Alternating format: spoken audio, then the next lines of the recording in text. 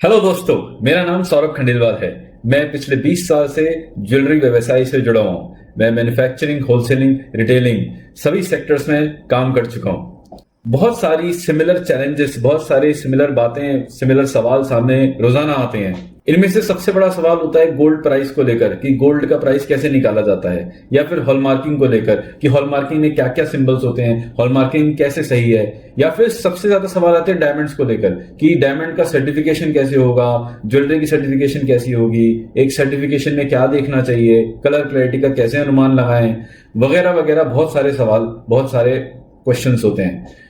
तो दोस्तों, इन्हीं क्वेश्चंस को ध्यान में रखते हुए मैंने कुछ वीडियोस बनाए हैं। हर एक टॉपिक के ऊपर मैंने एक छोटा सा 5 से 6 मिनट का एक वीडियो बनाया है। हर एक वीडियो में मैंने एक तथ्य रखा है और उसके ऊपर पूरी जानकारी देने की कोशिश की है। मैं उम्मीद करता हूं आपको ये सारे वीडियोस पसंद आएंगे, आपको इन जानकारी आपको पसंद आएगी। इन जानकारियों से आप अपनी ज्वेलरी परचेज, जब भी आप ज्वेलरी खरीदने जाएं, उसमें आप लाभ उठा पाएंगे। अगर आपको ये वीडियोस पसंद आए तो मेरा YouTube चैनल सब्सक्राइब करें, लाइक करें और इन वीडियोस को शेयर करें। धन्यवाद। वीडियो में मैं हॉलमार्किंग के ऊपर आपको कुछ ऐसे विशेष बातें बताऊंगा जिनकी जानकारी होने पर आप गोल्ड में हॉलमार्किंग को बेहतर समझ पाएंगे। उसके अलावा गोल्ड में कैरेट क्या होता है, परसेंटेज क्या होती है, प्योरिटी कैसे निकाली जाती है, कैरेट में प्योरिटी कैसे समझी जाती है, ये सब चीज़ों की आपको जानकारी दूंगा। आइए शुरू करते हैं और मैं उम्मीद करता हूं कि आपको ये वीडियो पसंद आएगी। हॉलमार्किंग गोल्ड और सिल्वर ज्वेलरी पर की जाती है। किसी भी तरह की ज्वेलरी पर हॉलमार्किंग की जा सकती है, चाहे वो कुंदन ज्वेलरी हो, चाहे वो प्लेन गोल्ड की ज्वेलरी हो, चाहे वो डायमंड ज्वेलरी हो। ज्वेलरी किसी भी तरह की हो, हॉलमार्किंग उस पर की जा सकती है। इसी तरह से सिल्वर पे भी की जा सकती है।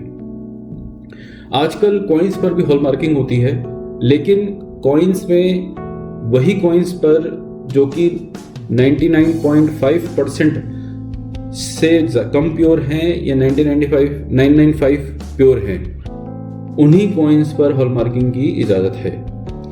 यानी कि जो कॉइन्स 49 हैं, यानी कि 999 या 99.99% प्योर हैं, उन पर हॉलमार्किंग नहीं होती। ऐसा मैंडेट BIS ने किया हुआ है, ऐसा रूल BIS ने बनाया है। अब BIS कौन है? BIS है ब्यूरो ऑफ इंडियन स्टैंडर्ड्स। यह एक सरकारी उपक्रम है, सरकार इसको चलाती है। BIS अपने तहत सारे हॉलमार्क सेंटर्स को लाइसेंस देता है। BIS वो इंस्टीट्यूशन है, वो उपक्रम है सरकार का जो कि सारे स्टैंडर्ड बनाता है हॉलमार्किंग के लिए, सारे लॉज बनाता है, सारे नियम कानून बनाता है। और BIS ही ये निर्धारित करता है कि कौन सा हॉलमार्क, कौन सी स्टैंप कैसे लगनी चाहिए। आइए आप समझते हैं कि हॉलमार्किंग क्या है। लेकिन हॉलमार्किंग समझने से पहले ये जानना जरूरी है कि गोल्ड की परसेंटेज कैरेट में कैसे परिवर्तन किया जाता है, कैसे निकाली जाती है।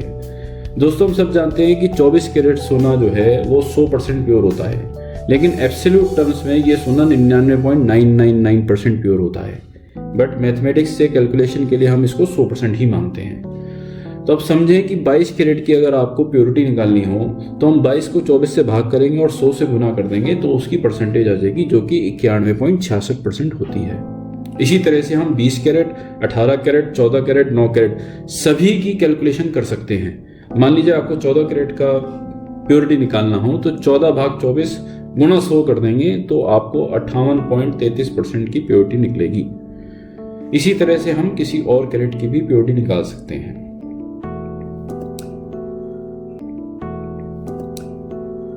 ये कैरेटोमीटर है, यानी कि अलग अलग कैरेट में कितनी परसेंट प्योरिटी होती है। जैसे 23 कैरेट में 95.83% प्योरिटी है, उसी तरह से 22 में, 20 में, 18 में, 14 में और 9 कैरेट में अलग अलग प्योरिटी हमने यहाँ पे निकाल रखी है।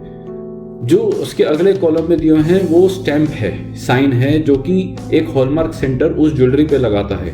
फर्ज कीजिए कि अगर कोई ज्वेलरी 95.83% से प्लस है तो उस पर 23 कैरेट की स्टैंप लगाई जाएगी, यानी कि 958 की स्टैंप लगेगी। इसी तरह से अगर कोई ज्वेलरी 83.33% से प्लस है तो उससे 20 कैरेट की ज्वेलरी, 20 कैरेट का हॉलमार्क लगेगा साइन, और वो साइन है 835। इस तरह से ये जो नंबर्स हैं ये दर्शित करते हैं कि कौन सा कैरेट या कौन सी प्योरिटी उस पर स्टैंप लगी हुई है। दोस्तों 1 जनवरी 2017 के बाद से BIS ने सिर्फ 14 कैरेट, 18 कैरेट और 22 कैरेट को ही मान्यता दी है। बाकी सभी कैरेट को BIS ने रद्द कर दिया है, यानी कि 9 कैरेट, 20 कैरेट, 23 कैरेट अब हॉलमार्क नहीं हो सकते। आप समझते हैं कि कौन कौन सी स्टैम्प्स हॉलमार्किंग के तहत एक ज्वेलरी पीस पर लगाई जाती हैं। दोस्तों टोटल मिलाकर 5 स्टैंपें लगती हैं एक हॉलमार्किंग में किसी भी ज्वेलरी पर। उसमें से पहली है BIS का मार्क, उसके बाद है सोने की प्योरिटी, उसके बाद है हॉलमार्किंग सेंटर का चिन्ह, उसके बाद है ज्वेलर का चिन्ह और उसके बाद है वो साल जिसमें हॉलमार्किंग की गई। ये 5 चिन्ह, 5 लोगो, 5 स्टैंप हर एक पीस पर लगाई जाती हैं। 2018 में हालांकि इनमें से एक स्टैंप को, जो कि ईयर ऑफ हॉलमार्किंग है, जो साल प्रदर्शित करती है जो स्टैंप, वो BIS ने हटा दी थी। अभी तो आपको कई ज्वेलरी पे जो कि 2018 से पहले हॉलमार्क हुई हो उन पे आपको 5 स्टैंपें ही दिखेंगी। आइए समझते हैं एक एक करके। ये BIS लोगो है, ये एक इसकी डिजिटल इमेज है, लेकिन ज्वेलरी पर आपको इस तरह से नीला या सफेद रंग नहीं दिखेगा, आपको स्टैंप एक स्टैंप की तरह दिखेगी। लेकिन आप इस चिन्ह को देख के समझ जाएंगे कि ये BIS का लोगो है।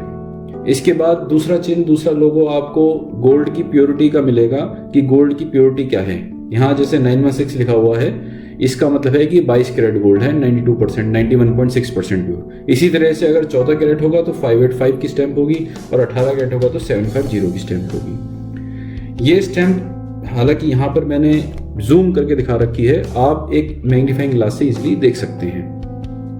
तीसरी स्टैंप होगी हॉलमार्क सेंटर का मार्क।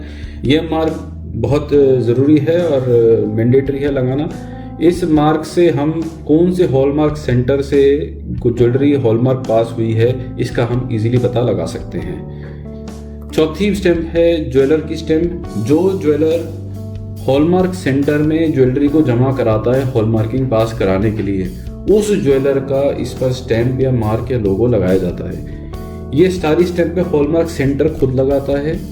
BIS के तहत एक लाइसेंस जो उसको मिलता है उसके तहत ये चारों स्टैंपें वो लगाता है। 5वीं स्टैंप है मार्क ऑफ ईयर, यानी जिस साल में हॉलमार्किंग की गई उस ज्वेलरी के ऊपर उस साल का एक अंक लगाया जाएगा। जैसे A लगा रखा है, A का मतलब है सन 2000। ऐसे ही ABCD जो है आगे साल के अलग अलग सालों के अलग अलग चिन्ह लगाए जाते थे, लेकिन 2018 में BIS ने ये चिन्ह लगाना बंद कर दिया है, यानी कि ईयर ऑफ हॉलमार्किंग जो साल का चिन्ह है वो अब नहीं लगता। अब 4 स्टैंपें ही लगती हैं, जो कि जिसमें से पहला BIS हो गया, दूसरा हमारा फाइननेस यानी प्योरिटी का स्टैंप हो गया, तीसरा SA सेंटर यानी हॉलमार्किंग सेंटर का स्टैंप हो गया और चौथा ज्वेलर का स्टैंप यानी जो ज्वेलर जमा कराता है ज्वेलरी उसका स्टैंप हो गया। इन चारों स्टैंपों को अब अनिवार्य किया गया है।